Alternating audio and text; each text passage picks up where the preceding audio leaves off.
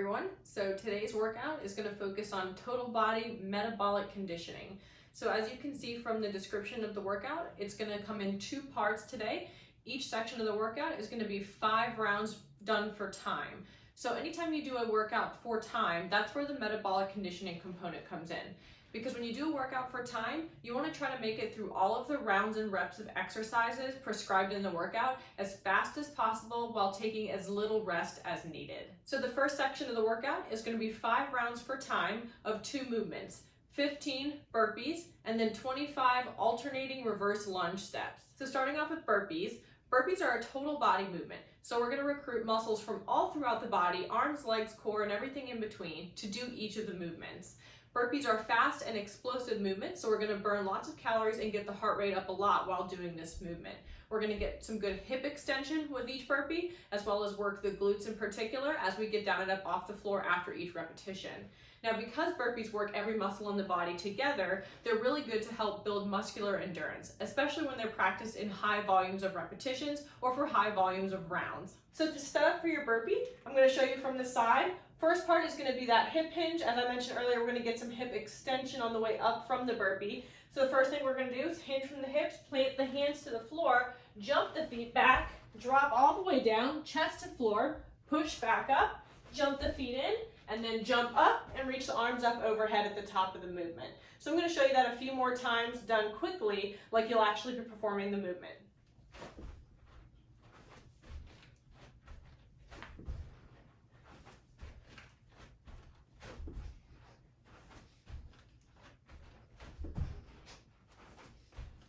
Now with your burpee movement, you also have the option to modify by eliminating the jump and doing what's called a step back burpee. So in this situation, you're going to hinge from the hips. We're still going to repeat that motion. Place the hands to the ground, and instead of jumping the feet back, we're going to step them back one at a time, drop the chest to the floor, push back up, and then step the feet in, and then stand up without jumping at the top.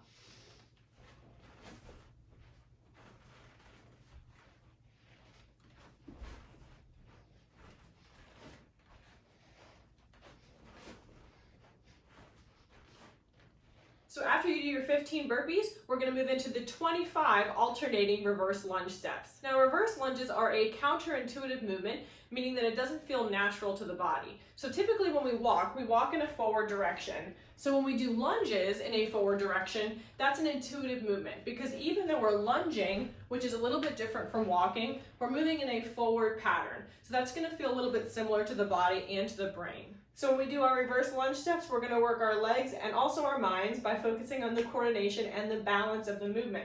So we'll start with our feet together, take one leg, step it straight back, drop that back knee to the floor, and the front knee should bend just over the middle of the foot, so it should not exceed the toes.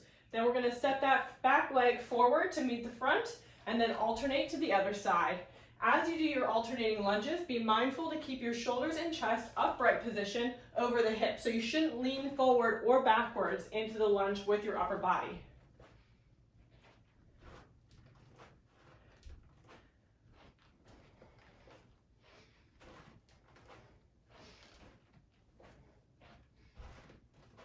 So those are your 2 movements for the first part of the workout. You're going to do 15 burpees, 25 alternating reverse lunge steps, done for time. So 5 rounds of those 2 exercises as fast as possible. Then you're going to take a 5-minute rest, and then we'll begin the second part. So the second part of the workout is another 5 rounds for time of 2 exercises and also done in the same rep scheme as the first 2 exercises.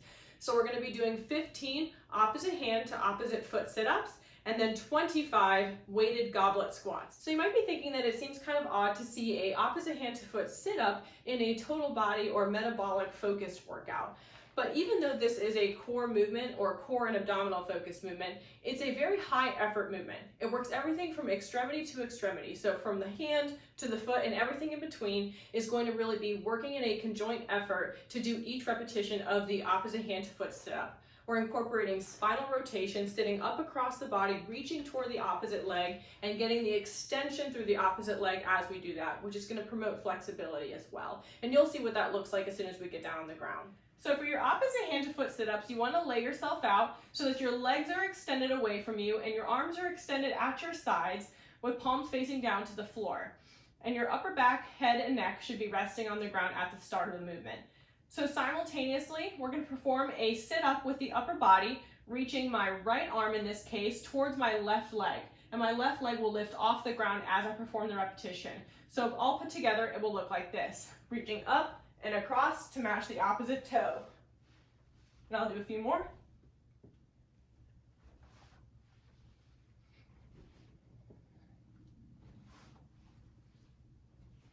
So as you can see in that movement, the goal is to keep your leg that's being lifted as straight as possible so that you can maximize that flexibility through the back of the hamstring as you reach up and across the body, incorporating the spinal rotation as well. Now, a good modification for an opposite hand to foot setup, if you want to reduce the range of motion or reduce the demand of work imposed to the core and the low back, is to do an opposite elbow to knee crunch. So for an opposite elbow to knee crunch, we're going to bring the legs up at a 90-degree angle, so the knee should be bent over the hips, hands are going to be behind the head. We're going to keep the legs nice and still. We're going to sit the upper body up and drive the elbow across towards the opposite knee.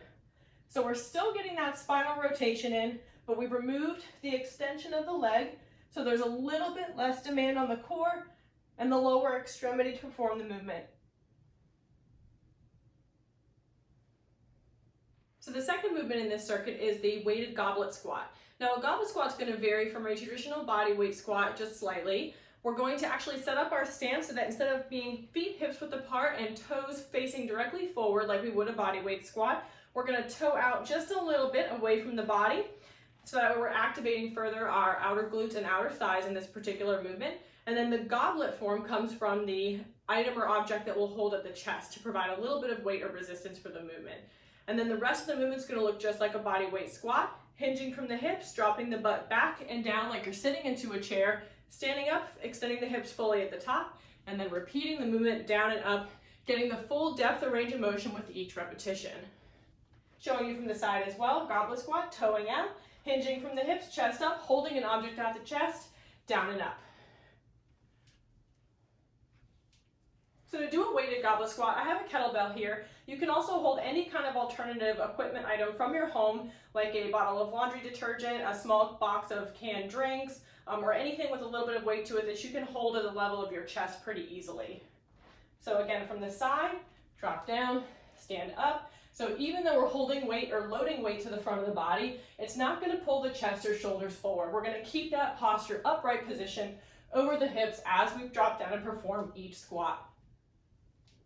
So goblet squats by themselves, even as a body weight movement, are really great to facilitate lower body strength conditioning. So if you don't want to add that extra resistance, don't feel like you have to in order to achieve the workout.